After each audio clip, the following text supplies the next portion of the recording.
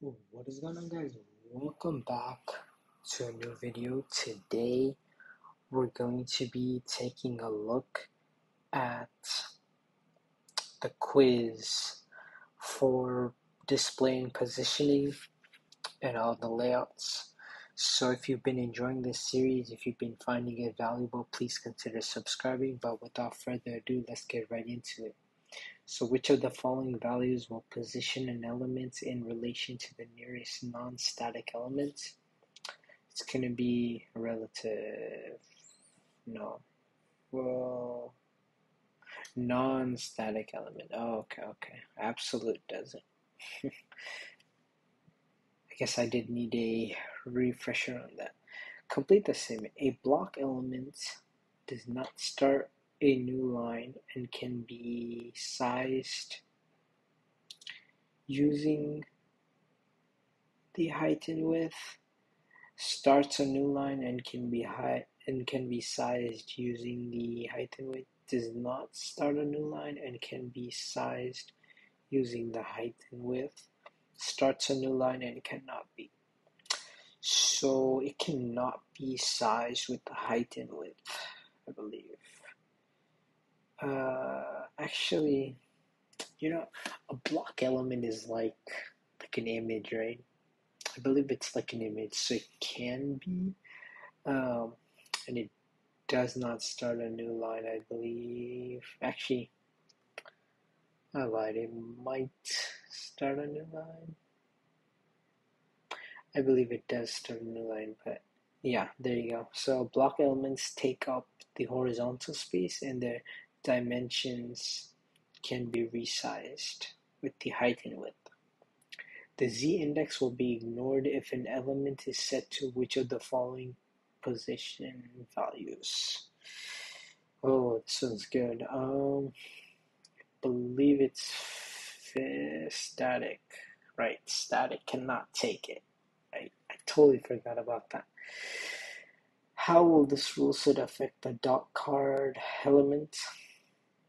Position we have relative, and then from the top we have the 10 pixels.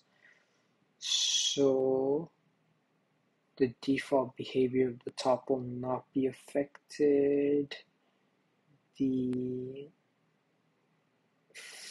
Fix the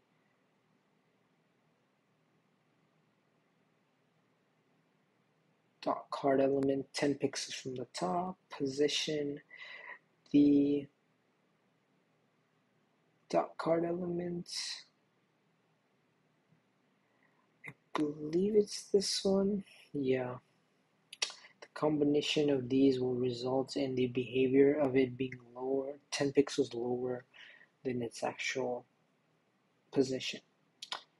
Alright, and then how will this affect the dot title card? Position is fixed. We have the top at 0 pixels. Dot title card will be displayed at its default position. Remove it from the flow of the document and keep it in the same position within the browser even if the user scrolls. I believe it might be B, but fix it at the top of the page until the user scrolls down. And then position the element 0 pixels from the top. Okay, it's not this. It might be either these two. I'm gonna bet it's this one because yeah, it's used to fix it on the position on the web page regardless of the scrolling. Which of the following is the default position value? Static. Come on, we all know that one, right? Which of the following CSS properties can be used to set an element's behavior to inline block or block? It's going to be the display.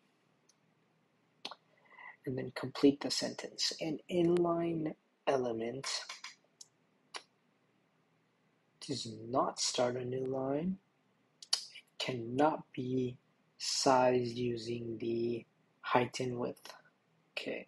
Which of the following position values will remove an element from the flow of the HTML document? We just went over this. I remember it too. It's not flow. I believe it's fixed. I believe it's fixed, yeah, because elements will be fixed to a specific location, so it's not flowing. Okay, what does the Z index control? Okay, this one's easy. The capitalization of text elements? Nope. The height and width? Nope. Which elements are at the beginning? Nope. How far back or forward? Yes, this one right here. Last question right here. Complete the statement. An inline block element does not start a new line. It does start a new line, I believe. And cannot be sized, or it can be sized. Oof, this one's good. I believe it cannot be sized, even though it starts it. No. Okay, we got it flipped up there. I don't know if we passed this one. We barely passed. We barely passed with a 72%, but you guys know what I messed up on. You guys probably knew. But yeah, that's gonna end it right here. That was the display and positioning quiz in CSS. I hope you guys enjoyed this.